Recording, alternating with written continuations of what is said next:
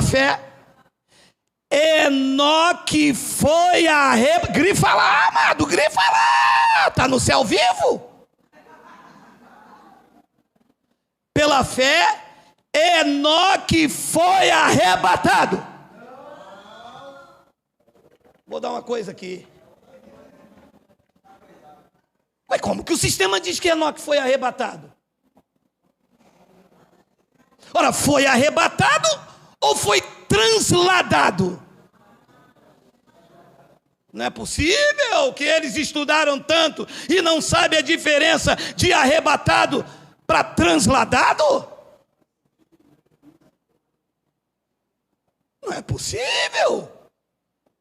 Deus realmente chamou as coisas que não são para confundir as que são. Isso estava escrito tantos anos aí, eles leram como arrebatado. Daqui o burro lê transladado. E o que é transladado? Tirado de um lugar para o outro. Mas eles dizem que não. Eles dizem que Enoque foi arrebatado lá para o céu. Agora vamos examinar. Diz que ele foi tirado de um lugar para o outro para não ver a morte. O que se entende aqui de acordo com o livro de Judas? Como profeta que profetizavam a vinda do Senhor, alguém quis matar o profeta Enoque. E Deus tirou ele de um lugar para o outro, para ele não ver a morte. O tempo dele não tinha chegado. Como fez com Elias, como faz comigo e com você todos os dias. Você não sabe, mas Deus vai te dando escapes todos os dias. Quando entra no teu caminhão, fura um pneu, você... Antigamente você falava que o diabo que era sujo. Hoje é Deus mesmo te fazendo parar. Tem um acidente lá na frente, tem um assalto, e Deus vai te transladando, tirando daqui e colocando ali. Mas vamos ler. Pela fé, Enoque foi transladado para não ver a morte. Não foi achado porque Deus o transladara. Alô, sistema! Não vai enganar mais, não é arrebatado, é transladado. Pois antes da sua transladação, obteve testemunho de haver agradado a Deus. 6. De fato, sem fé é impossível agradar a Deus, porquanto é necessário que aquele que se aproxima de Deus creia que Ele existe e que se torna galardoador dos que o buscam. 7. Pela fé, falou de Enoque. Bastante atenção. Está falando agora de Noé. Pela fé, Noé, divinamente instruído acerca de acontecimentos que ainda não se viam, e sendo temente a Deus, aparelhou uma arca para a salvação de sua casa, pela qual condenou o mundo e tornou herdeiro da justiça que vem da fé. 8. Pela fé, Abraão, Enoque, Noé, e está falando agora de Abraão, quando chamado, obedeceu a fim de ir para um lugar que devia receber por herança e partiu sem saber aonde ia. 9. Pela fé, peregrinou na terra da promessa como em terra alheia, habitando em tendas com Isaque, Jacó, herdeiro com ele da mesma promessa. 10. Porque aguardava a cidade que tem fundamentos, da qual Deus é o arquiteto e edificador. 11. Pela fé também, Enoque, Noé, Abraão, e agora está falando de Sara. Pela fé também a própria Sara recebeu o poder para ser mãe, não obstante o avançado de sua idade, pois teve por fiel aquele que lhe havia feito a promessa. 12. Por isso também de um, aliás, já amortecido, saiu uma posteridade tão numerosa como as estrelas do céu e inumerável como a areia que está na praia do mar. 13. Todos esses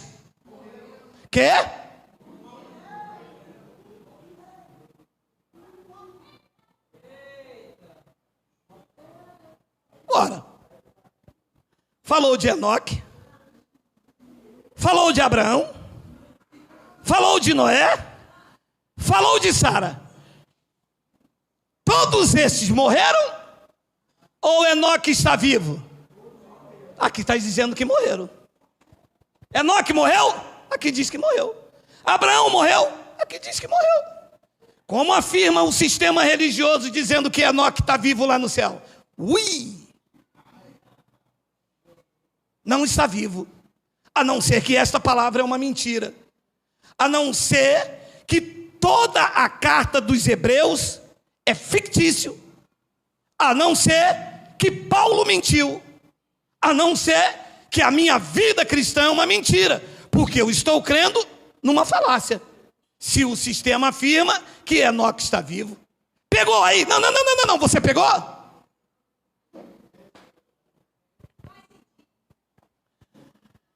Todos estes morreram na fé, sem ter obtido as promessas, vendo-as, porém, de longe, e saudando-as, e confessando que era estrangeiro e peregrino sobre a terra. Amados, ninguém subiu ao céu, ninguém. João, capítulo 3, versículo de número 13. Ora, Enoque subiu ao céu. Você pode grifar, por favor, para mim aí, arrebatado. Ora, Enoque subiu ao céu. Ora, Elias subiu ao céu. Ninguém quer dizer quem? Ninguém. A não ser aquele que de lá desceu. E o que desceu também não foi carne, foi o Espírito que entrou no ventre de Maria. O Verbo é que se fez carne. No céu não tem carne, meu irmão. E uma vez eles perguntaram, vem cá, na lei do liverato, de quem vai ser a mulher? Jesus disse, alô, no céu não se casam e nem se dá em casamento. Vocês serão como os anjos de Deus, espíritos. O sistema religioso é que inventou isto. Graças a Deus, eu estou aqui com câncer, mas eu vou ver minha avó que morreu em 1925. Me aguarda, avó, que eu já estou indo. Não vai, meu amado, sinto lhe dizer, não vai ver vó nenhuma. Você pode até... Eu não entendo desta área, o teu espírito se encontrar com o espírito que habitou no corpo da tua avó. Isto pode até acontecer lá no céu, mas aquela carne tu não vai ver jamais. E aproveita esta minha deixa para você pedir perdão à tua avó, o teu avô, o teu pai, a tua mãe, o teu irmão, porque você só tem essa oportunidade nesta vida. Não tem mais. Espera, ninguém subiu ao céu. Então, meu amado, quem são então as duas testemunhas? Se não é Enoque nem Elias, apresentado aqui com textos irrefutáveis, quem são as testemunhas do Apocalipse? Vamos voltar lá em Apocalipse, capítulo 11, versículo de número 4. Ele diz, são estas as duas oliveiras e 2 candeeiros que se acham em pé diante do Senhor de toda a terra. 5. Se alguém pretende causar-lhe dano, sai fogo da sua boca e devora os inimigos. Sim, se alguém pretende causar-lhe danos, certamente deve morrer. 6. Aí está a revelação, quem tem olhos iluminados, leia e entenda. Elas, as duas testemunhas, têm autoridade para fechar o céu, para que não chova durante os dias em que profetizarem. De quem era o ministério que profetizava e não chovia? Elias. Então não é Elias, é um ministério. Tem autoridade também sobre as águas para convertê-la em sangue. Qual foi o ministério em que fez converter água em sangue, bem como para ferir a terra com toda sorte de flagelos, tantas vezes quanto quiser? Aqui está representado a lei de Moisés. Então, as duas testemunhas do Apocalipse eram a lei e os profetas,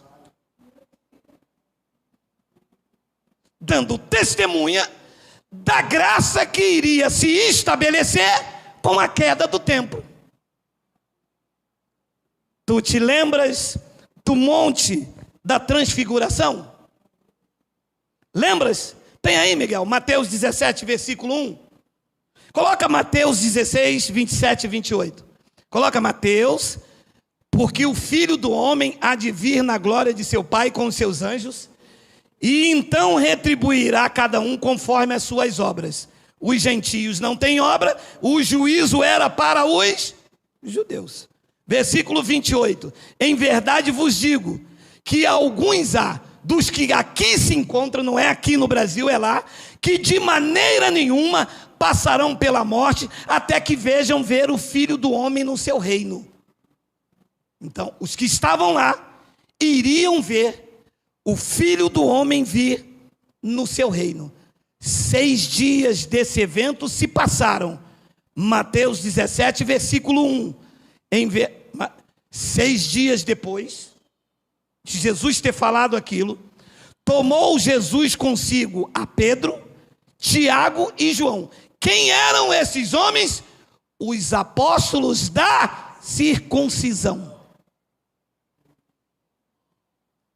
6 dias depois que Jesus falou que iria vir no seu reino, e alguém que estava lá não iria morrer, iria ver, porque era um evento para aquele povo, ele pega os apóstolos da circuncisão e levou eles ao particular a um alto monte. E lá, no versículo de número 2, foi transfigurado diante deles o seu rosto. O rosto de Jesus resplandecia como o sol, e as suas vestes se tornaram brancas como a luz. E no versículo de número 3, e eis que lhe pareceram Moisés e Elias. Pode parar.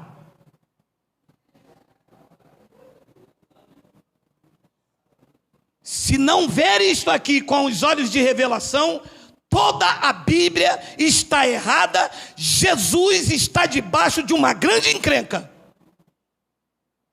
Por quê?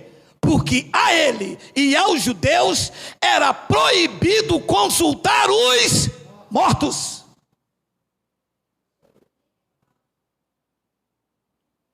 Então o evento aqui era para mostrar o testemunho de Moisés, representante do poder civil, e Elias, o representante do poder religioso. E diante de Moisés e Elias estava aquele que é superior a todos eles, a graça definitiva que viria com a queda do templo. Quando os discípulos olharam, viram Jesus no seu esplendor, o rosto como o sol, as vestes brancas como o juiz que ele foi na queda daquele templo. Veja o que diz o versículo de número 4. Então disse Pedro a Jesus: Senhor, bom é estarmos aqui. Se queres, eu farei 3 tendas. Uma será tua, outra para Moisés e outra para Elias. Versículo de número 5. Falava ele ainda como uma nuvem. A justiça de Deus veio ali para fazer justiça ao Filho. Uma nuvem luminosa os envolveu, e eis vindo da nuvem uma voz que dizia: este é o meu filho. Não é mais o ministério de Moisés, e não é mais o ministério do profeta que profetizaram até João. É o ministério do Filho. A este meu filho eu me comprazo. Vocês vão ouvir a ele.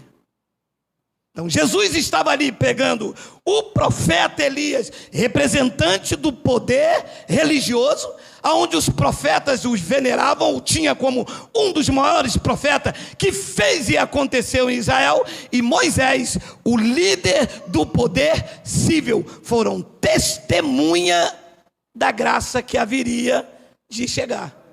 A graça definitiva, porque o templo estava de pé, os pactos ainda estavam cruzados.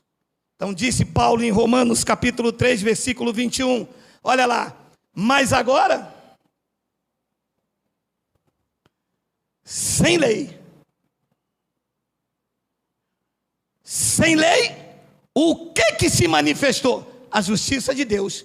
E a justiça de Deus foi testemunhada por quem? Pela lei e pelos profetas.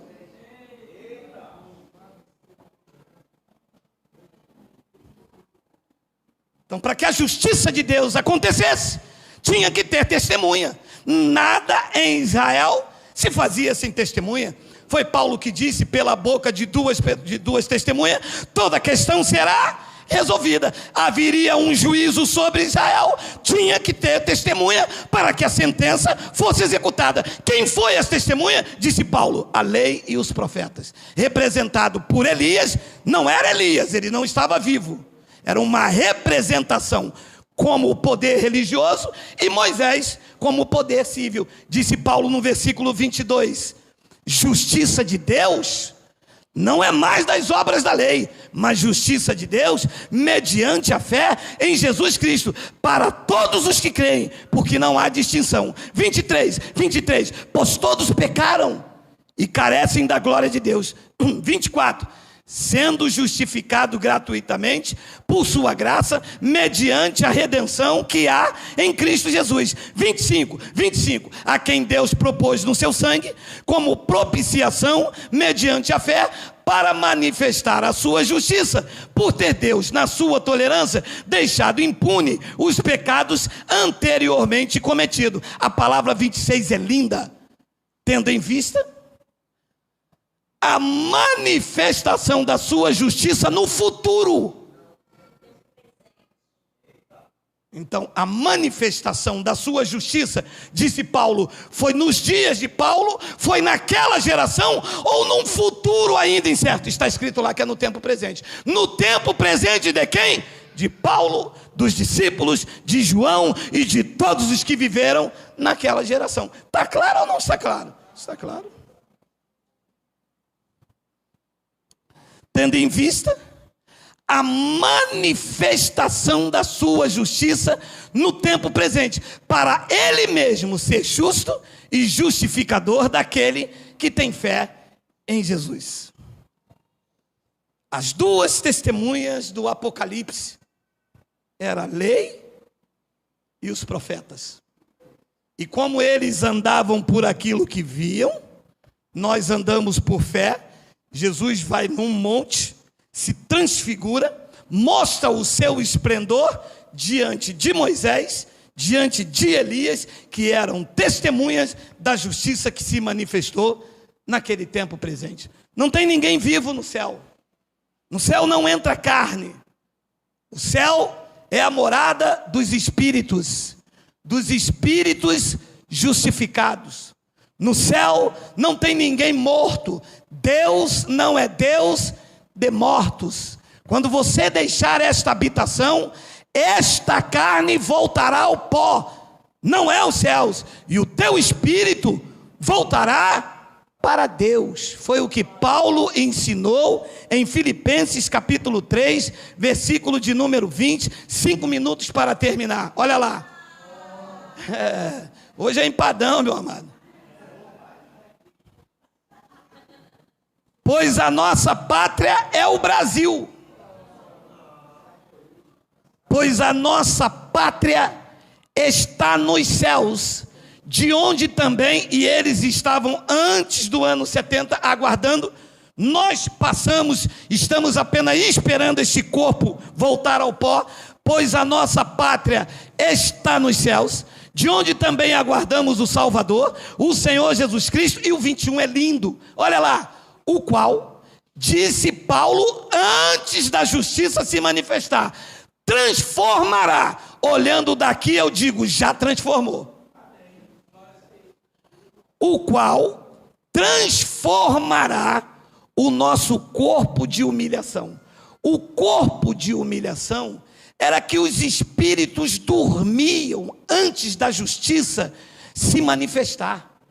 Não é a carne, era o espírito, que era, segundo a ótica de Paulo, uma humilhação, eles morrerem e a justiça de Deus não tinha se manifestado para eles receberem a ressurreição que iria acontecer. Paulo disse, o qual transformará o nosso corpo de humilhação, e eles pensam que isso aqui é a carne que vai ser transformada, mas é o espírito que ia ser igual ao corpo da sua glória. Posso lhe fazer uma pergunta? Se isso aqui não é o espírito, Jesus tem um corpo de carne? Então, o corpo de humilhação que deveria ser transformado era que os espíritos ficavam retidos, dormiam, chamava a morte a Diana, ficava no Hades, esperando o juízo, que aconteceu no ano 70. Disse Paulo, e eu vou ler agora, o qual transformará o nosso corpo de humilhação para ser igual ao corpo da sua glória, segundo a eficácia do poder que ele tem de até subordinar a si mesmo todas as coisas. Paulo morreu, foi decapitado, o teu espírito está lá no céu com o corpo igualzinho ao de Cristo. A tua avó que morreu está lá no céu com o corpo igualzinho de Cristo. O teu pai que morreu, não o pai carne, para que você identifique, o espírito que estava no corpo do teu pai, está lá no céu, com o corpo igualzinho de Cristo. Quando você morrer, deixar este corpo, o teu espírito vai se apresentar diante de Deus, e vai ter o corpo igualzinho o dele, e você, eu e todos aqueles que foram selados para a vida eterna, vão ver ele face a face. Essa é a esperança de quem vive em graça. Saber que quando você fechar os teus olhos aqui, não há julgamento para você, porque nós já passamos da morte para o juízo. Em nós, que já vivemos a graça absoluta, nenhuma... Por favor, coloca para mim Romanos 8:1 para terminar. Romanos capítulo 8, versículo 1 e 2. Olha lá. Agora, pois já uma condenação há. Não, tem que ter alguma. Elias vai vir, Enoque vai vir, quem sabe... Se ele vier à meia-noite e você não tiver azeite, o noivo chega, você fica. Quem já ouviu essa história, diga uala.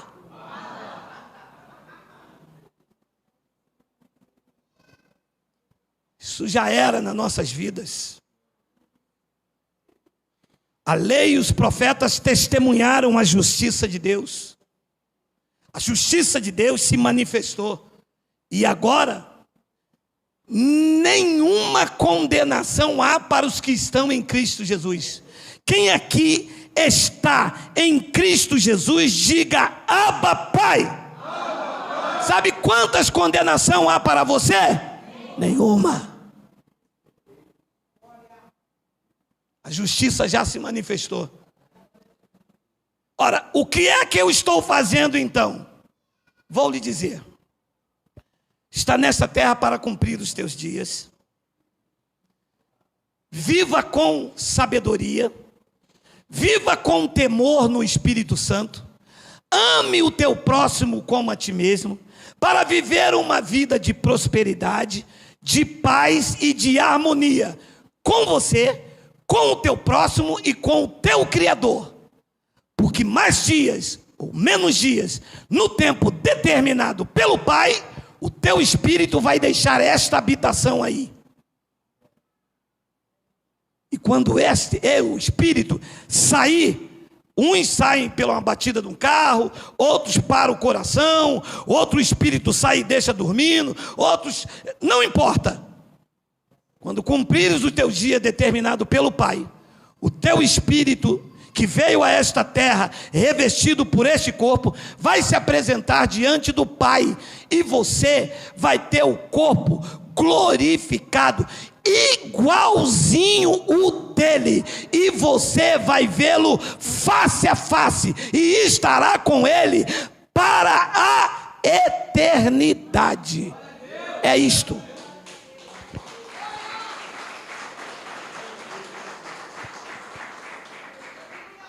Mas vai que o meu coração para agora e eu esteja em pecado. Alô? Mas esse é um assunto da 4ª série da igreja. O pecado espiritual que te separava de Deus foi aniquilado. O que você tem agora é obras da carne que te gera disciplina. Aquilo que o homem semear, isso mesmo ele colherá. Então quer dizer que diante de Deus não há nada que me condene? Ali diz que não. E o versículo de número 2 deixa o sistema em pânico, porque a lei do Espírito da vida em Cristo Jesus te livrou da lei do pecado e da morte. Livrou ou não livrou? Diga, estamos livres. Vamos dar um glória a Deus. Vamos dar um Abba Pai.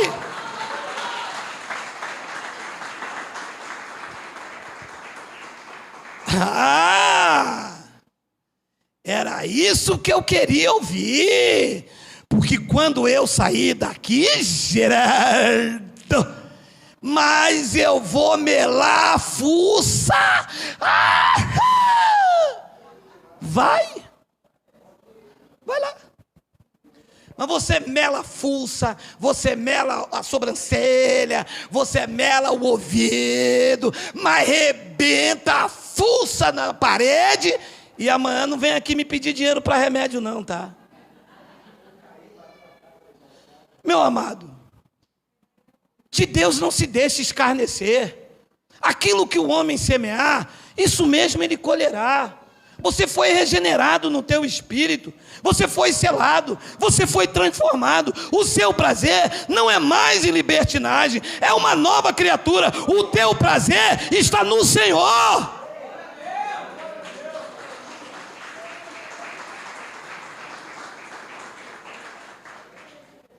Esse é o teu prazer, ainda que cometas alguma coisa, mas o Espírito dentro de você diz, cara, eu vou me levantar, vou me reerguer e vou começar de novo. É isso aí, abençoado.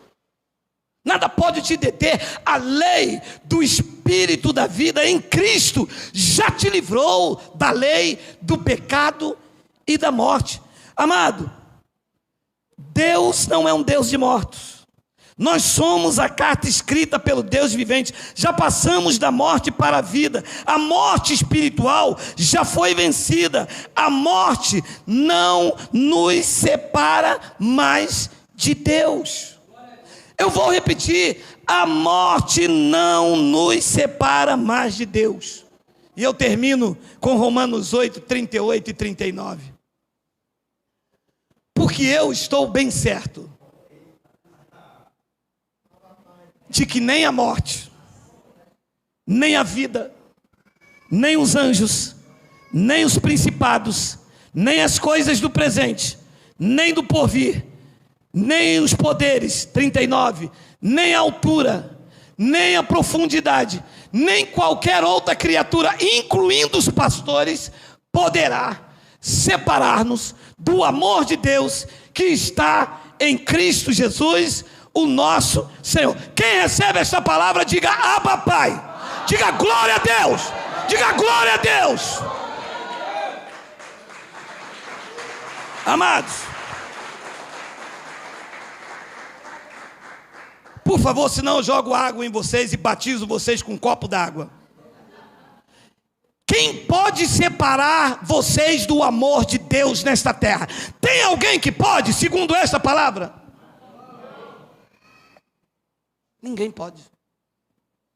Então eu posso afirmar com a mão sobre a Bíblia que vocês estão inseparáveis do amor do Pai. Haja o que houver, aconteça o que acontecer, vocês são propriedade exclusiva de Deus. É o que vocês são. E o resto? O resto é consequência de uma vida com consciência. Não é porque eu sou propriedade exclusiva de Deus, que dentro desse baú aqui, onde se coloca o tesouro do Espírito Santo, eu vou meter-lhe o pé no adultério, na cachaça, na bebida, nada disso. Vou fortalecer o meu espírito, e ainda que eu tropece, eu digo, eu não posso viver assim. Eu sou inseparável do amor do Pai, não quero viver em disciplina, quero viver a manifestação da herança, eu vou me consertar. O justo não fica prostrado, ainda que caia, o Senhor o sustenta com as suas mãos, como tem feito com você durante todos esses dias. Esta é a prova que tu és selado. Essa é a prova que tu és de Deus. As tuas testemunhas do Apocalipse vieram testemunhar a graça absoluta que iria se concretizar com o fim do templo, com o fim da lei, com o fim dos dízimos, com o fim dos pactos que se cruzavam. E lá no Monte da Transfiguração, Jesus mostrou aos apóstolos da circuncisão a sua superioridade diante de Moisés e diante de Elias. Pedro, que via eles no mesmo nível que Jesus, a justiça divina na nuvem, disse: não, Senhor, não é Moisés, não é Elias, este é o meu filho, a eles vocês vão ouvir. Pedro não entendia muito bem, estava debaixo da lei. Nós estamos debaixo da graça. Diz que a lei do Espírito de vida em Cristo já nos livrou da lei, do pecado e da morte. E este livramento dessa sentença eterna nos deixou inseparáveis. Nem a altura, nem a profundidade, nem qualquer outra criatura poderá nos separar do amor de Deus que está em Cristo Jesus, o nosso Senhor. Você recebe, diga amém. Vamos ficar de pé.